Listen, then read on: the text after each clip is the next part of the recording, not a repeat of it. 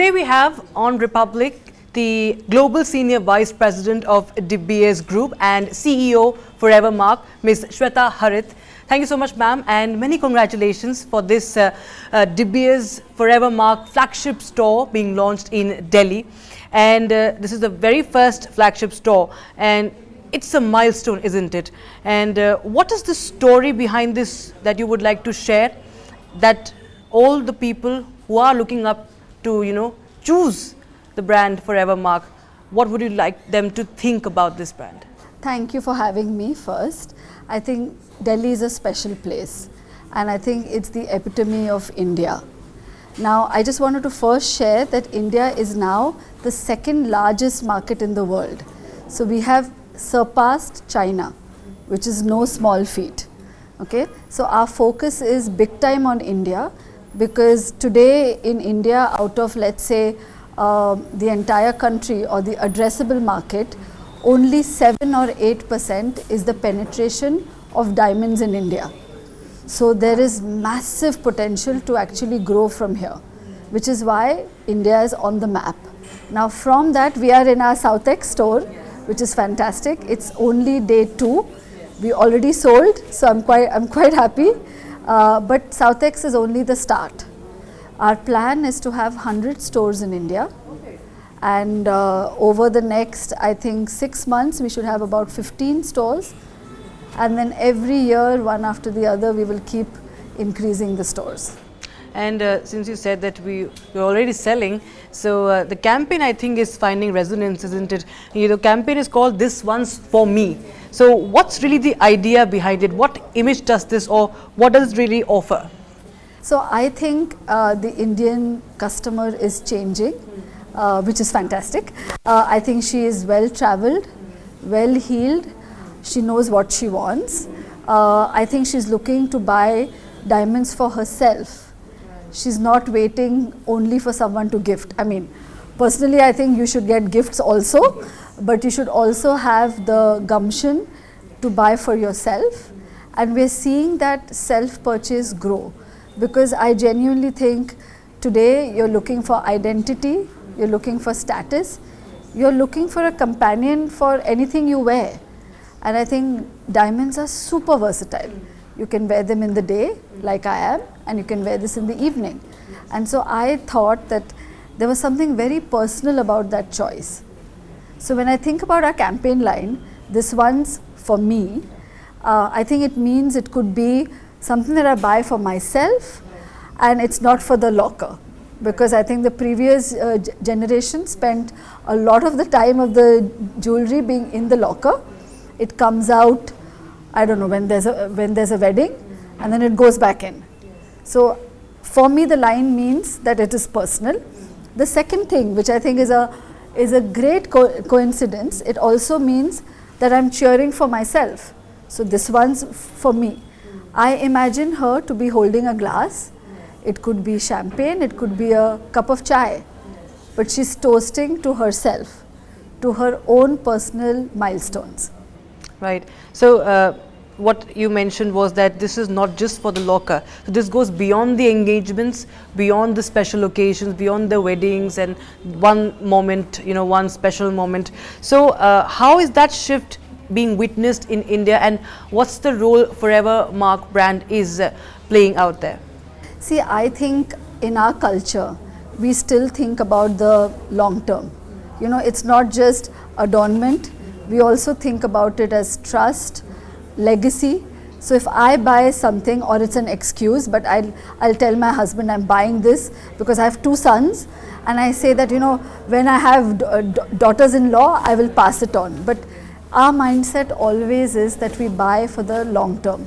So I find that if you want to buy something where you have trust, you can come to a De Beers store, because each Forevermark diamond has an inscription. So if I'm showing you this bracelet here, I don't know whether you can zoom into it, but each of them has a unique inscription number. Okay. And again, in India, we love to change. Yeah. So if this becomes a necklace, I am 100% sure that I have taken that stone into the next thing that I make. And when I pass it on, I can even pass on with that number.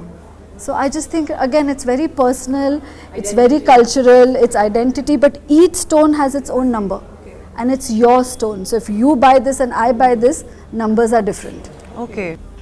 So it tells you how authentic it is. Yes.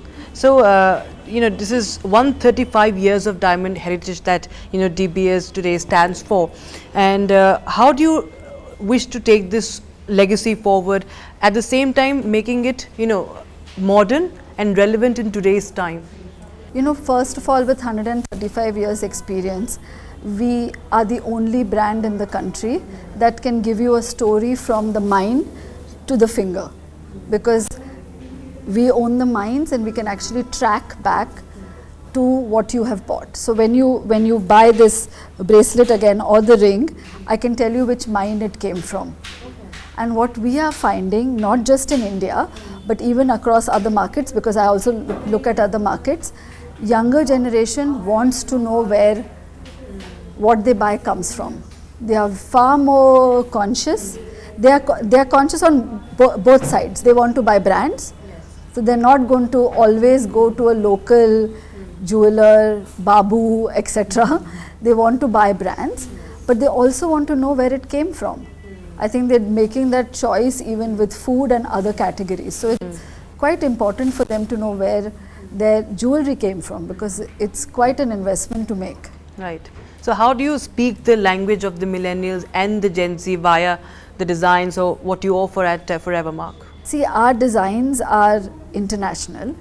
They're made in Milan, and I think there's something very quiet and elegant about them.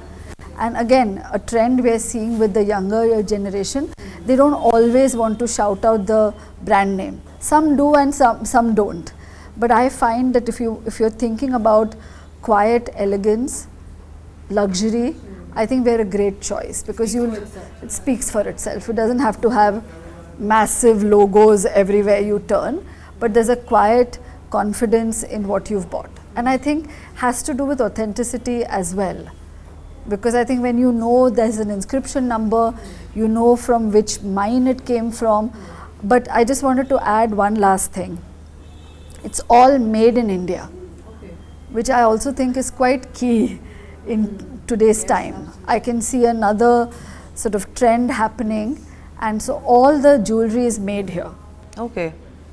So you're marrying tradition with modernity at the same time here. Thank you. You have said it much better than I have. Thank you. So, today luxury, as much as, it's always been in trend and it has its own worth attached and emotions attached, but it also comes with a lot of responsibility. So how is Forevermark, answering those questions about, where it is sourced from, how is it carried forward, all those questions regarding the trust factor that actually determines the trust factor. How are all those questions addressed by Forevermark? So again, we have been in the business for 135 years, and we are connected back to all the mines. So with technology, I can actually trace it back, tell you exactly where it got mined, where it got polished, where it was made. I think the entire value chain is available. I think that itself gives a lot of confidence. Plus, De Beers does not operate in any conflict zones at all.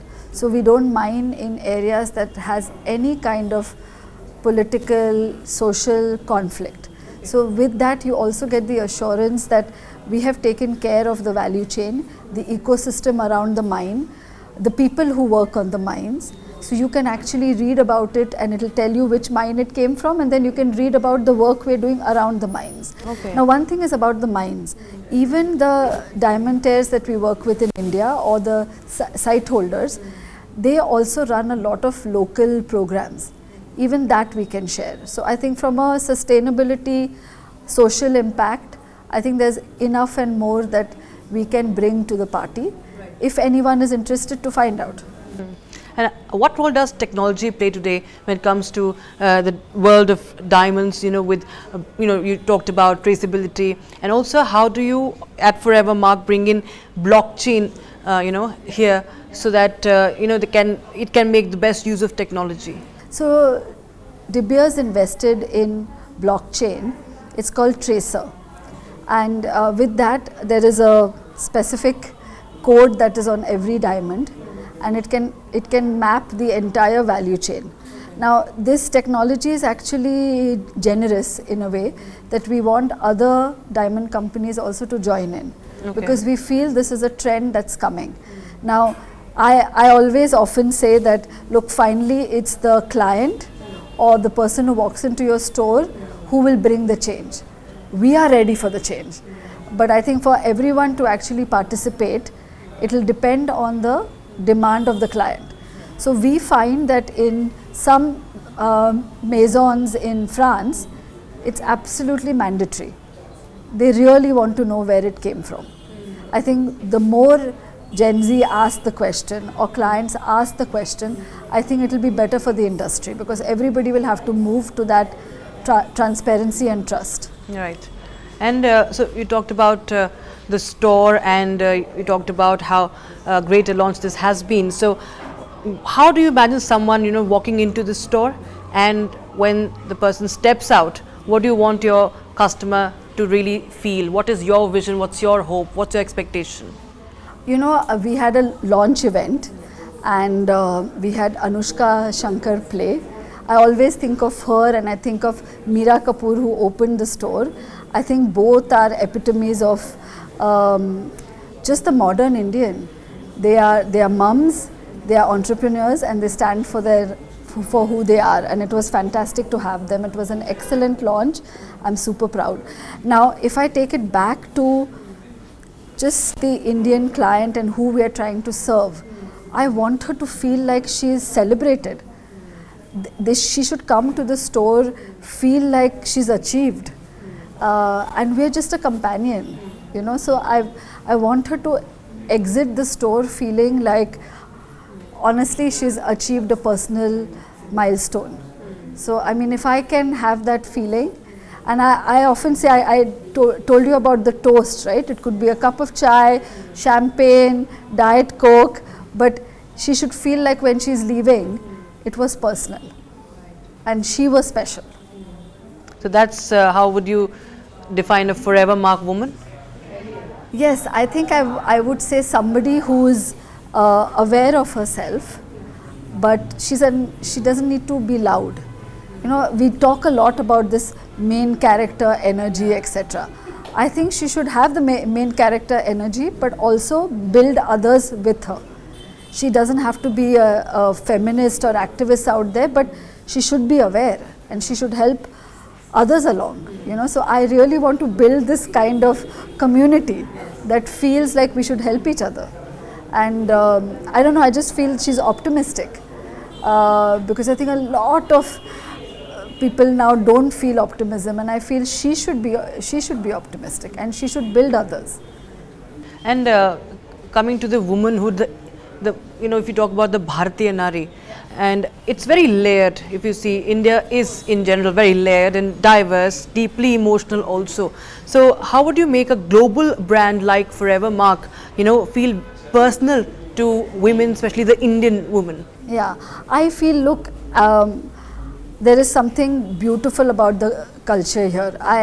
Of course, I'm Indian. I left about 20 years back, and I come back each time, and I just feel there is a core in India that hasn't changed, and that's fantastic, because family still matters a lot. I think we're all pursuing our careers, you and I both, but I equally want to make sure, and my kids are in the UK, I still write the menu, and I make sure that at least what is being prepared is what I want. So I love this balance, and I'm so happy that we keep our culture, because I also work in China, for example, and I see that especially bridal has become quite the Western white wedding. Yes. And I'm so happy to see that we still have our shadis and we have the family, which is why I feel like, there is no template for India. I can't take US or any other market and say just cut, copy, paste. And that, as a marketer or a business person, makes it even more attractive, because it has to be tailor-made. And I think India wants you to stop. pay attention, see what is happening in culture. I think we are being able to balance both, which actually makes it super special. And that's why you're expanding. Exactly, which is why we're starting in India. I think if we succeed in India, I think we can go anywhere. Right. And you know, if you talk about your personal experience, the moment you got your first diamond, either when you bought it for the first time or you received it, what was that moment like, if you could describe? You know, it's a very nice question, because my mom gave me diamonds in the wedding, and I think I will pass on some as well. And you know, she gave me a kudi, which is a Maharashtrian design. It's a floral design. But you know, when you asked me that, I first wanted to say thank you, mom, for like giving me that. But I always remember the one that I bought. Right. And I think that's the emotion that I want to capture. So when I got married, my husband and I were very young. We couldn't afford a big diamond, but in my mind, I wanted that solitaire ring with a nice diamond. And I think I bought it about 5 years after I got married. So the first one wasn't as big, but then I got there, and I managed to lose that ring, which is very sad. And that again brings me back to the story that diamond is so special. I think my husband told me, just go buy another one, and I said no, but I want the one that I bought. So I think there is so much emotion and you know, so much stories that go with that diamond, that it's not always rational. You know, I have friends, husbands who say, oh, you are in De Beers, all the wives are going to ask for diamonds. And I said, come on, first of all, she doesn't need to ask you. She can go out and buy herself. And when you buy a car and you drive out from the garage, probably the car price has dropped. So you aren't thinking about it when you buy a watch. So, but you expect her to think about it. So, you know, I really think I want to appeal to all the independence and agency in us. We should go ahead and buy for ourselves.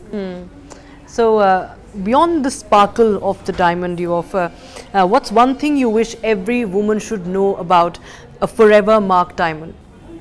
Right. So, you know, diamonds have always been categorized with 4 C's: cut, color, clarity and carat.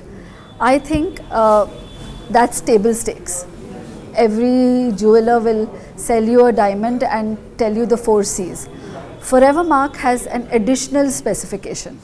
So even when all the 4 C's match, we look for beauty, symmetry, brilliance, sparkle, and so we choose from that and we bring the best into our brand. And again, because we have the 135 years of heritage, we know how to pick that. Second thing is, because our designs are understated, I think we give the diamond some space to breathe. So I always say I want designs that we dress the diamond first. You know, so the diamond should stand out. And that's our heritage, which is why I would like them to know that. So what's finally, what's your vision for the Forevermark chain in India going forward? This is a wonderful store, of course, in Delhi. The flagship store is stunning, but this is just the beginning, as you said. But how do you see this going and expanding? What's really your vision, if you could just encapsulate that? Yeah, so our vision is to get to 100 million by 2030. So 100 stores, 100 million, 2030. We wish you all the very best for that. Oh, fingers crossed. Yes, we wish you all the best, and it's you know, I think a great emotional value that you've talked about, that is connected with diamonds for every woman, young and the old. And I think the designs which even I saw, actually they do somewhere connect with everybody. So thank you so much, Ms. Shweta Harit, for joining us on Republic TV. Thank you, and come to our store, please. South Extension 1.